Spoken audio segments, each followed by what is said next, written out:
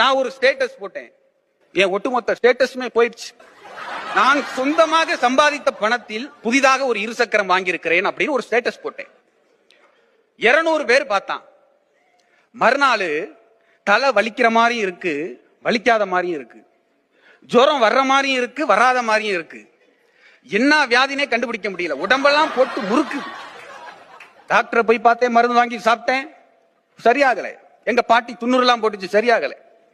எங்க ஊர்ல உள்ள ஒரு பூசாரிட்ட போய் வெத்தலையில மை போட்டு பார்த்தேன், அதுலயும் ஒன்னும் தெரியல. இருந்தாலும் அவர் இது மாதிரி பல கேஸ பார்த்திருப்பாரு. ஸ்டேட்டஸ் போட்டதுக்கு அப்புறம் தான் இப்படி ஆயிருக்கு. 3 minutes அகோல ஒரு சொந்தக்காரன் ஒருத்தர் பார்த்திருக்காரு. அவர் தான் ஏதோ ஒரு வேலை பார்த்திருக்காரு. நான் கேட்டேன், ஏதாவது பரிகாரம் சொல்லுங்க சாமி, முள்ளால தான் எடுக்கணும், அது மாதிரி வச்ச ஸ்டேட்டஸால தான் எடுக்கணும்.